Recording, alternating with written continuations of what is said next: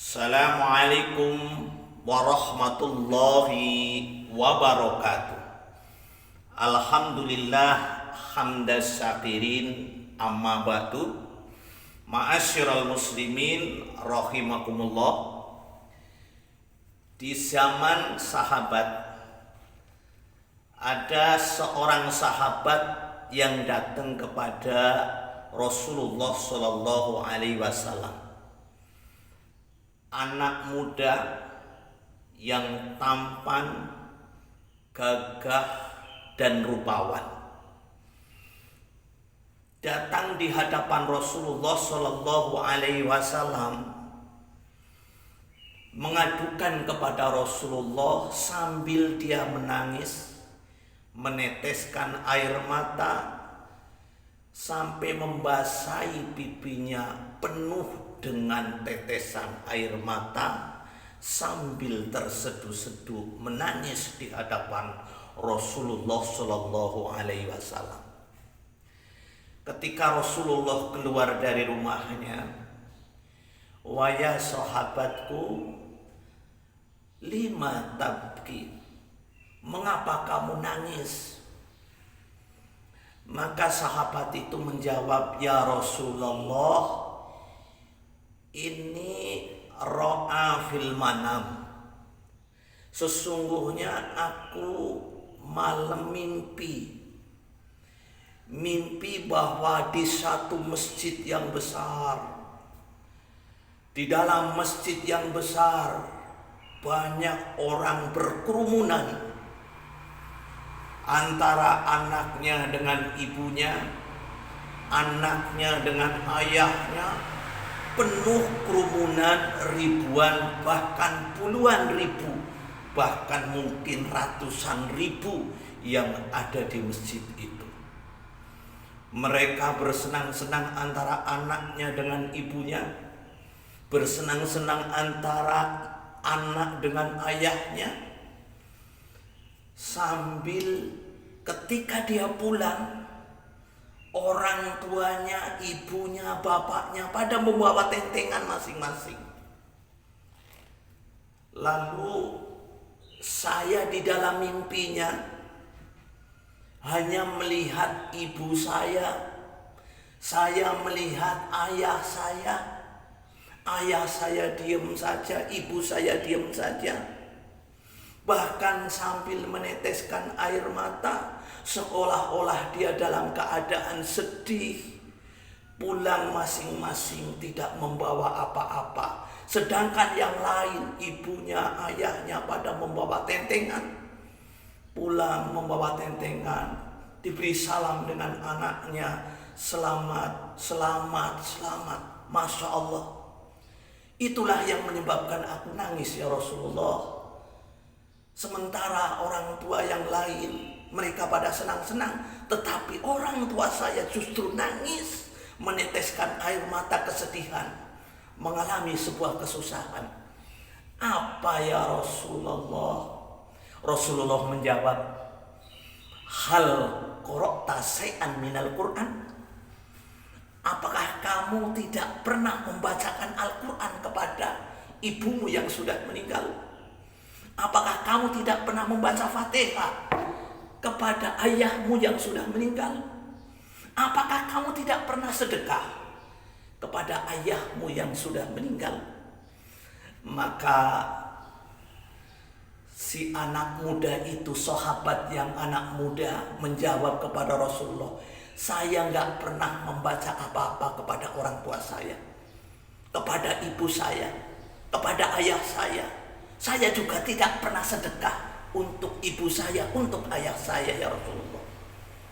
Itulah sebabnya mereka yang lain pada mendapatkan tentengan, sedangkan ibu kamu tidak, ayah kamu juga tidak.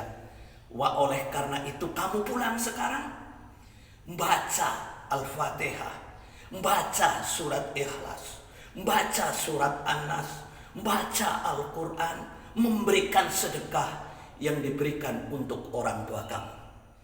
Si anak muda pun pulang. Begitu pulang bergegas, membaca Al-Quran 30 juz selesai. yang pahalanya disampaikan kepada ayahnya, yang pahalanya disampaikan kepada ibunya, surat Fatihah dan lain-lain, termasuk infak yang diberikan untuk ayahnya. Sampai dia malam ketiduran sehabis baca Quran, mimpi kembali yang keduanya. Ketika mimpi keduanya, banyak lagi orang berbondong-bondong seperti pada hari yang kemarin. Ternyata pada hari yang kemarin sama. Orang berbondong-bondong, ada yang bawa orang tua anaknya, dan sebagainya. Termasuk saya bertemu dengan ayah saya. Saya bertemu dengan ibu saya. Ya ayah saya, kok ayah sekarang gembira? Kok ayah sekarang beda dengan hari yang kemarin? Kemarin ketika saya mimpi, ayah dalam keadaan kesusahan, ibu dalam keadaan kesusahan, sedih, nangis. Maka orang tuanya menjawab, iya, karena selama ini kamu baru mengirimkan kepada saya Fatihah. Kamu baru mengirimkan Al-Quran kepada saya. Kamu baru infak yang diberikan kepada saya. Inilah keadaan orang yang meninggal dunia. Maka pantas ada sebuah hadis yang diriwayatkan oleh Imam Dailami di dalam kitab Ar-Ruh karangan Ibnu Qayyim Az-Zawziyah. Mal mayitu fil qabri kal khoriki al mutakhassa yang tadiru dakwat talhik yang tadiruna dakwat talhik min abin au umin au ahin au sodikin wa idza lahikathu fakanat ahabu ilaihi minad dunya wa ma fiha. Yang pengertiannya, barang siapa sesungguhnya mal mayiti fil qabri, sesungguhnya keadaan mayit yang ada di alam kubur, masya Allah, kal khoriki al mutakhassa, seperti orang yang sedang tenggelam di lautan.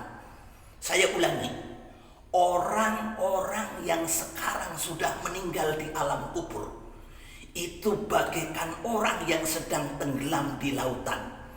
Karena dia tenggelam di lautan, tentu dia mengharapkan pertolongan. Pertolongan kepada siapa?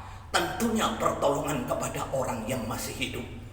Dengan cara min abin, au umin, au ahin, au sadakitin, au sodikin, yaitu pertolongan dari ibu, ayah, anak, saudara, teman, dan sebagainya, dengan cara membaca Al-Quran. Maka Rasulullah SAW bacalah surat Ikhlas 3 kali. Maka Rasulullah SAW di dalam sebuah hadisnya, man qara'a suratul Ikhlas salasa marrah kahatmil Quran, barang siapa yang membaca surat Ikhlas 3 kali, yang pahalanya diberikan kepada orang yang meninggal, wahwa kahatmil Quran, dia seolah-olah membaca Al-Quran. Bahkan Rasulullah pada hadis yang lain, walladzi nafsi biyadihi, demi zat, wa innaha sulusul Quran, wa innaha la takdiru sulusul Quran, sesungguhnya membaca surat Ikhlas 1 kali sama dengan sepertiga Al-Quran.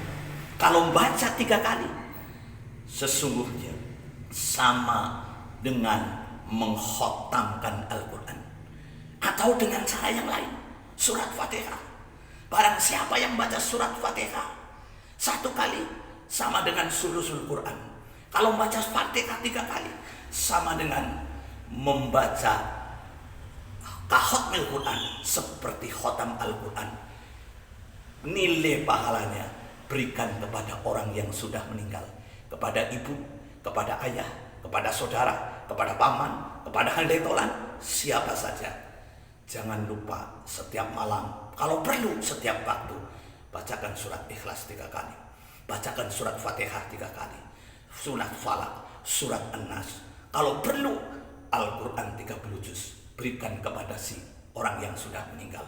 Kalau tidak, Masya Allah, mereka di sana menolong-nolong, menjerit-menjerit, meraung-raung kepada orang. Pada hakikatnya, orang yang sudah meninggal adalah sedang menjerit-jerit, meraung-raung, menangis-nangis setiap waktu, setiap saat, setiap detik. Bukan hanya malam Jumat saja. Setiap detik dia meraung-raung, minta agar ditolong kepada orang yang hidup dengan cara amal soleh, dengan cara sedekah ke masjid, yang ini yang infaknya diberikan kepada orang yang sudah meninggal. Makanya ada dalam sebuah syair, ini sesuai dengan hadis, ya, di dalam Ibnu Qayyim. Saben malam Jumat ahli kubur mulih nang omah. Saben malam Jumat ahli kubur mulih nang omah. Kanggo njaluk donga maca Quran walau sekali mah. Kanggo njaluk donga wacan Quran sajan sakalima. Sholli wa salim da iman ala mada. Sholli wa salim da iman ala mada. Wal ali wal ashab fi man qad fahada. Wal ali wal ashab fi man qad fahada. Kepencut temenan ger anak turunanku. Kowe ora wirang podo mangan tinggalanku. Lamun aku bisa balik nang alam dunya, bakal tak ringkasi dunyaku kang esi ono. Harapan orang yang sudah meninggal, penyesalan bagi orang yang sudah meninggal adalah hanya memohon kepada orang yang masih hidup agar dirinya didoakan, agar dirinya diinfakkan. Dia infak ke masjid, diniatkan oleh orang yang ahli mayit. Atau di sini dia malah menyesal, lamun aku bisa balik ono ing omah, arep tak ringkesi dunyaku kang esih ono. Malah dia mengharapkan, ya Allah, seandainya aku masih bisa pulang ke rumah, masih bisa pulang ke dunia, maka saya akan mengumpulkan hartaku. Harta yang masih ditinggalkan akan saya ringkes, akan saya infakkan fi sabilillah. Inilah tangisan, jeritan orang-orang yang sudah di alam kubur.